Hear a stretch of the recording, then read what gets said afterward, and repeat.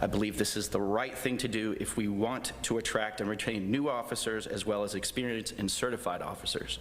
There will be still other issues to address, like compression, but I am thankful that I have the support of the City Council as well as the cooperation and input from Chief Zudema as we continue to work to make our police department the best it can be and fully equipped to address crime in our community. Thank you.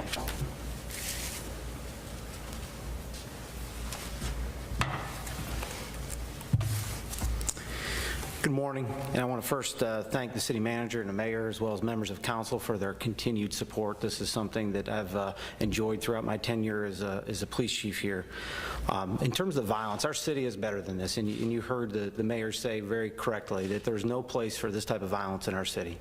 We've all got to do a better job collectively to address these issues long before they come up. We need to engage and invest in our kids and our youth and make sure they have other alternatives to lead them away from a life of crime in the streets. And I know there's a lot of people in this room and in this community that are committed to doing that. We appreciate their help.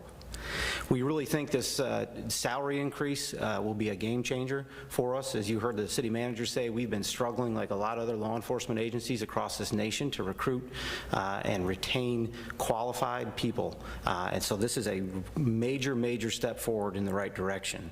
Our staffing is challenged right now. We're at 28 hard vacancies in our sworn police officer ranks. We're looking to put 4 officers into the next academy. That is well short of the vacancies we have. We want our officers to be able to be out there engaging in proactive policing.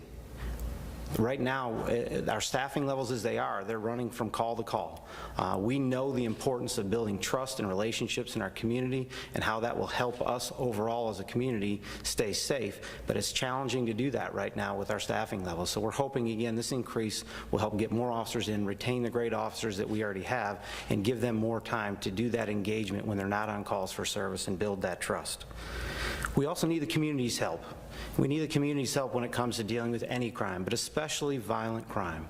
We struggle sometimes to get that help from some members of our community that witness things. We want to continue to remind you that if you have concerns of sharing that information, you can do it anonymously through Crime Stoppers.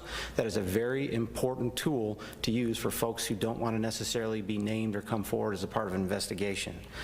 We know that we can continue to build trust in our community as we've done for decades here in the department with our interactions with the community. We're going to continue to partner with our local, state, and federal law enforcement agencies as we do on a regular basis to try and leverage their resources to address the violent crime here in the city.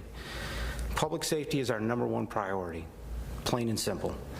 Our officers and detectives are going to continue to put every effort and every resource we have forward to try and address these crimes and to ensure that we bring those responsible to justice.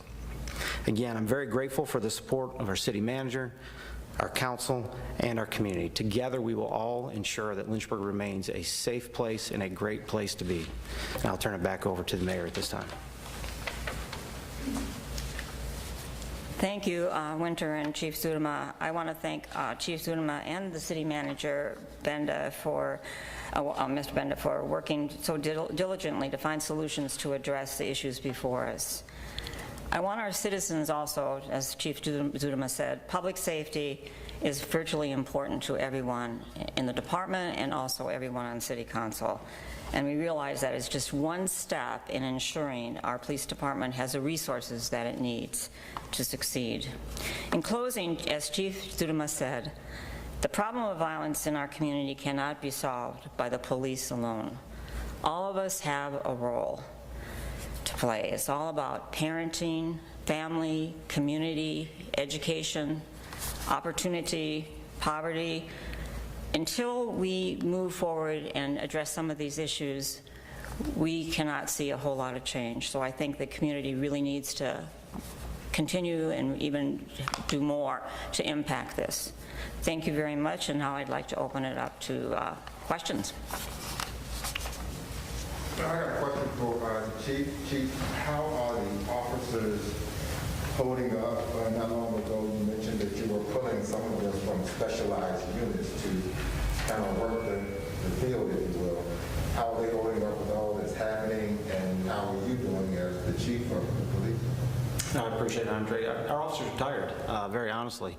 You know, they're working a lot of extra hours, a lot of extra shifts. As you said, we've pulled about 10 officers from specialized assignments that are normally not out in uniform, and they're back supplementing our patrol staffing, because I need to ensure that when the residents of my community call 911, that I've got officers there to respond to it. So they're definitely tired, but they're still, I think, overall in good spirits, and I hope this helps with that, certainly. But I know they are looking forward to getting an influx of some recruits to try and get our staffing up to where it needs to be, so we can then provide the services that this community expects and certainly deserves. On a personal note, I appreciate you asking. Certainly doing well, and just an honor to continue to lead the great men and women of this department who do just incredible acts every day in our community. So thank you. This can be for any one of you, but when you say you need the community to step up, what are those expectations? What are you looking for from the community? Yeah, I'll speak from my perspective as a police chief. We need folks who witness crime to come forward all the time, and there are very few crimes that take place that do not have folks that are involved as witnesses, and in some cases even victims of crime, that don't want to cooperate. You know, if we want to change this community and make sure that this continues to be a safe place to live, we've got to have a partnership with our community coming forward, stepping up and telling us what they saw or what they heard, and no piece of information is too small. You know, we're still trying to solve previous crimes that we've talked to you about before, where we have a good idea necessarily of who did it, but we don't have quite enough to charge that individual. And you know, that person in the community that maybe saw something or heard something may have that one piece that connects all the dots for us to help us successfully charge and ultimately prosecute the individuals responsible. So we want those folks to come forward, and again, if they don't feel comfortable doing that, you know, by being named, they can do that anonymously through Crime Stoppers. So I would just like to add to that, from my standpoint, it's really about, you know, parenting, giving parents skills, helping parents with the skills to help them raise their children. It's about educational opportunities, and I had the good fortune to visit Jubilee yesterday when they opened their STEM program. It's opportunities like this for kids that we can show them that there's another way, that they don't have to be on the street. So I think there's a lot of things that the community can be involved in partnerships like the Jubilee STEM program, and I think that's where the community could take a big role. Where is the extra funds for this coming from? Is it like the taxpayers? Is it just within the municipality? These are funds that are already appropriated. It's called managed vacancy savings, and so you heard the hard number that he has of 28. So using some of the resources that have been allocated in previous years now to bump, like we said, the starting salary and the remaining salaries throughout the department. Sorry, I'll ask one more. Is this like have anything to do with the governor's announcement just a couple days ago about wanting to provide pay raises for some of those state troopers and those guys? So I think I speak on behalf of myself and the city manager. He can correct me if I don't, but this is something that we've been working on for several months, long before that announcement came out. The timing of it just happened to land the way it did, but we've been in discussion for several months and trying to work on a solution for this. Chief, has there been any movement on the Samantha Robinson case with the $10,000 reward for information leading to an arrest? So unfortunately, and I haven't spoken to the FBI recently, they are the ones that posted that reward, if you recall. As of probably a couple of weeks ago, I've not heard of a whole lot of leads coming in on that, and that is terribly unfortunate. You've heard me say this before very bluntly. We should not have to offer money to people in this community to come forward with information about a young woman who was tragically killed, who was doing nothing other than driving down the street.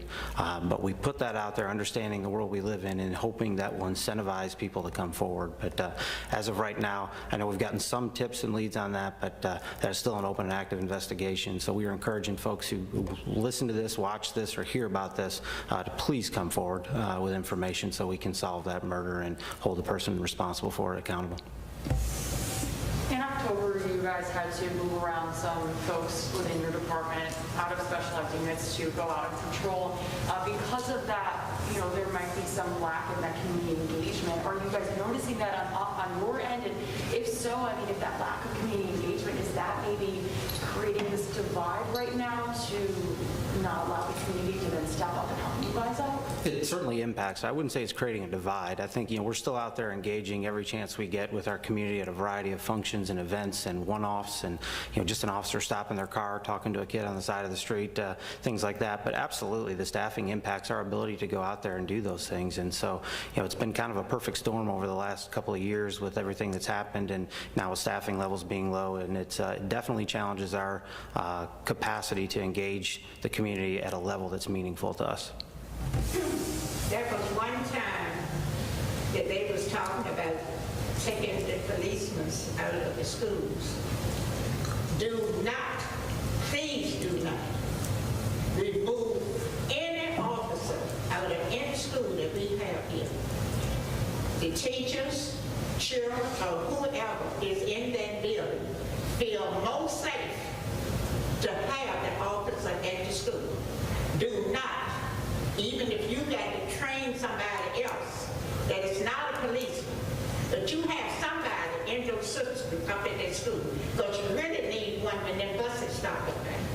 Yes, ma'am. I appreciate your comments, and I speak regularly with Dr. Edwards about that, and I think she and I are on the same sheet of music that both of us would like to continue to have those officers in the schools, and they are there right now, just like they have been. Yes, ma'am.